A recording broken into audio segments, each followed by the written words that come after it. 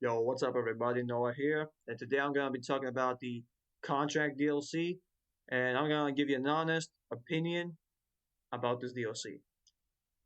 Well, for the most part, I was right. I made a video where I was, giving my thoughts and my opinions, and then I was just warning people that you shouldn't get all excited about it because it's not gonna be anything crazy that's gonna make your jaw drop. It's just gonna be another generic, boring DLC. And for the most part, I was right. It's another overrated, overhyped DLC.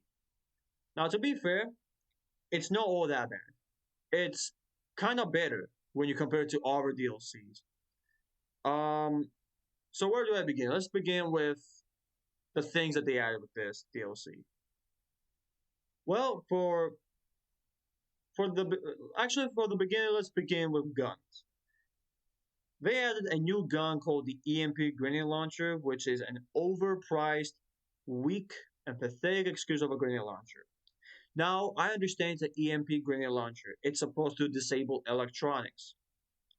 But why couldn't you just simply add an EMP weapon in a style of a railgun or an RPG or something else? Because a grenade launcher EMP, I don't know. I mean, most people in the goddamn game suck at the fucking, they suck at the PvP aspect of it, which means that they definitely do not know how to use the fucking grenade launcher and calculate its velocity and how it works. And not only that, but even if you do know that, the thing is not all that powerful or even useful. The EMP lasts for 5 seconds, which is okay, I guess, but it doesn't do anything over than that. It just disables the vehicle for 5 seconds, doesn't damage it, and that's literally it. That's literally it. And you want to know the pricing of it? Almost $500,000, $456,000. I think that's the exact price of it.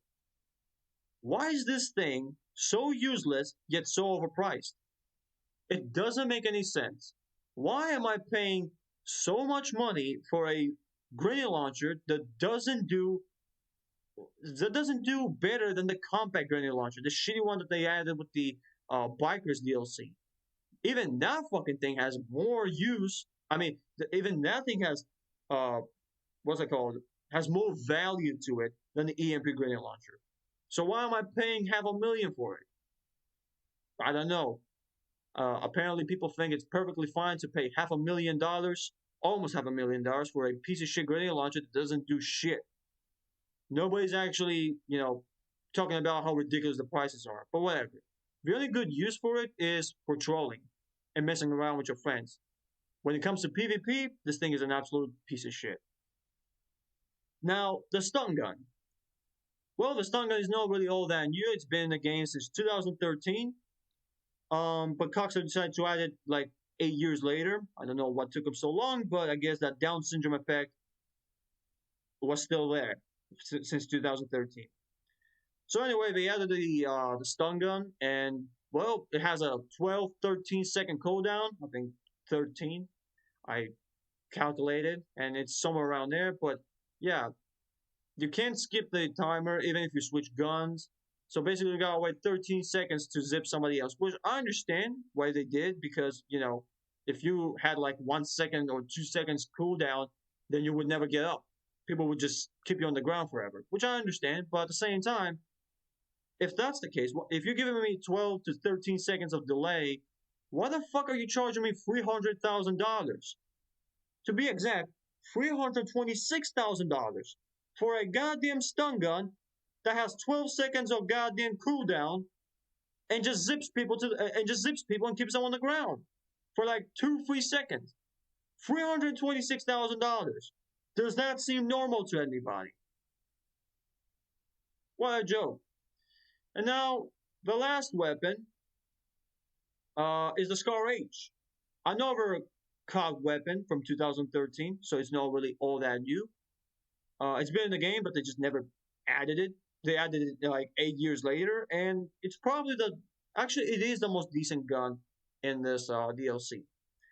And you know, it's okay. It's not perfect. It's not better than the special carbon rifle, which is the king of all assault rifles, but it's all right. I would say that it does half the job that a special carbine does. But what I'm not okay with this gun is again the pricing. Why the fuck does this thing cost $400,000? And then you got the overpriced attachments. Why is it so goddamn expensive? Can somebody explain this to me? Why do you pay almost $500,000 for a goddamn rifle that is not even better than a special carbine rifle that you pay way less for? You pay like what, 40,000, $20,000 for it? And then when you include the attachments, it goes to 50,000, $70,000. What the fuck are these prices? And people are okay with it. Nobody's saying a damn thing because apparently spending more money on a way weaker weapon is normal. I'm not gonna question the brain dead GT community on that. No, that's all for guns. Let's go to clothing. The clothes, surprisingly, were not all that terrible. Now, they're not great, but they're not terrible either. I do like some of those designer hoodies, and I do like some of those new pants that they added. And the pricing is kind of okay, but it's not enough. It's not enough. I mean, you had like I don't even know when did that 2 years update came out. I can't even remember. But you got like half a year, 7 months to work on this new DLC, and this is what you guys came up with. This is all the clothing we get. I mean, on the tuners update, we got no pants for no characters, and now we do get some pants, which are okay. Some of them are stupid looking because of the pattern that they went for, but for the most part, they're okay. But again, it's not enough. It's not enough fucking clothes for the amount of fucking time you work. You got 4,000 employees. Obviously, not everybody's working for GT Online, but the ones who work on GT Online, is that the best that they come up with? I don't understand. Like you got all the money in the world. You could hire the best developers, the best clothing designers, and this is what you guys come up with. What kind of fucking stupid shit is this? Uh Clothing, not entirely disappointed. I would say that I'm 65% disappointed, but I'm kind of surprised to see that the clothes were not all that terrible when you compare it to other DLCs or in the world. Now, let's talk about vehicles. The vehicles in this game, to me, I don't really care. I mean, there are so many goddamn vehicles, and the community doesn't use 95% of the vehicles that are in the game. Now, my issue with the vehicles are not the pricing because they're okay, but the new shit that they brought with. I mean, the new Rolls Royce has two features. The one is a lock-on jammer, which basically prevents your car getting locked on forever, which is a good thing for people who just want to cruise around, want to do some missions. They're not gonna get harassed by some fucking oppressive nerd. And the other thing, the other attachment or upgrade, what you want to call it, is the remote control function. Now, what this basically means is that your personal vehicle turns into an RC Bandito. Yeah, that's exactly what happens. Your car becomes an RC Bandito, your camera is stuck in first person, and you have a donate button. And when you when you enter into that mode, you're basically an RC Bandito but in your personal car. And we already have, those typical losers who just abuse RC Bandito, RC Tank nonstop. It's already annoying that, an RC Bandito takes like 3 rockets, even though it's a piece of shit plastic toy car. And then you got the RC Tank that takes like 6 rockets, which is another piece of shit goddamn toy tank. And now you got the personal vehicle RC Bandito, which is faster, takes like 3 to 4 rockets to explode, and you still don't get the kill. Now, if they might change that, they might have changed that. I don't know, but I haven't seen anybody mentioning that. If you destroy someone's RC, you get a kill. So you still don't get a kill. If I'm wrong, correct me in the comments. But as far as I know, you don't get no kills if you destroy the RC, which basically is gonna make more pussies, more trash ass players to abuse that. Can we just stop adding this gay shit and just, have a normal GT Online with none of that stupid shit? Like, can we just have a normal GT Online where people actually fight instead of hiding all day long? Now, well, that's basically it. Oh, the story, the main thing. The story of this new DLC is meh. It's not that crazy, but it's not terrible.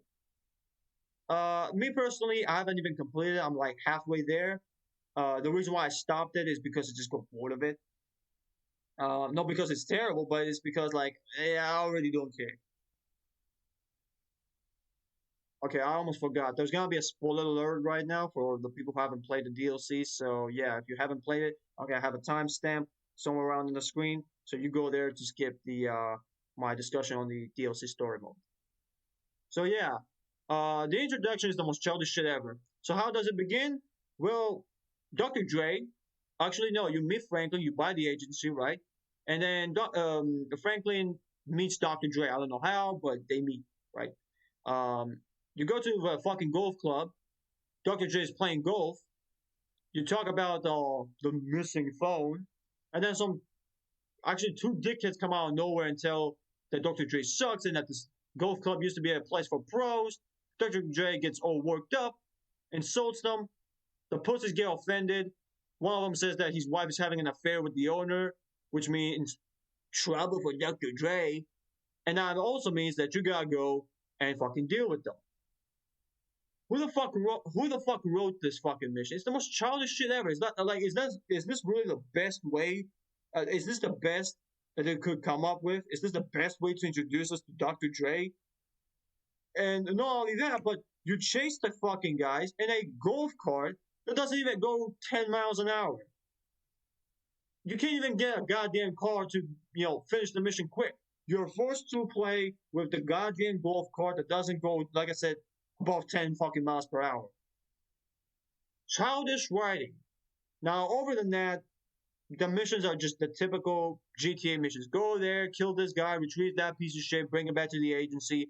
Go there, intimidate this guy, get information, go back, get back to the agency. Which is okay. I'm not complaining about that. But the fucking it hurts my brain every time I think about it. The introduction was the most childish shit ever. That's just poor writing. So yeah, the story is nothing really all that particular. It's okay. The only cool thing about it, in my personal opinion, is the fact that there is an option for you to play as Franklin and Lamar. Yeah, you can actually do that. If you ask me how you do it, I don't know. If you want to know how you do it, go look it up on YouTube. There's plenty of videos already explaining how you can go and play as Franklin and Lamar. But it's legit. You can play as Franklin and Lamar, and it's pretty cool. Pretty cool touch. I give Cox the credit for that. Oh, and I also give him another credit. When you do finish the mission playing as Franklin and Lamar, there is a scene at the end where Lamar roasts Franklin again, obviously in a different way, but the atmosphere is the same as in the introduction of the game, which is very good. I really like that. I like that touch. Again, I give Cockstar credit for that. Great job, guys. Great job. That was fucking funny. Yeah, that's basically it. There's nothing else for me to discuss. And yeah, that's basically all the things I gotta say for the DLC. It's mediocre. It's nothing crazy, but it's nothing. Actually, it's not anything all that fascinating or crazy. But at the same time, it's not extremely terrible. It's sort of terrible, sort of mediocre. But when you compare it to other DLCs, it's obviously better. All right, no more. Okay, so that's literally the video. Hope you enjoyed it. If you didn't like the video, leave a dislike. Actually, even if you leave a dislike, you wouldn't be able to see it because YouTube decided to turn off the dislikes after all these years. Thank you, SJWs.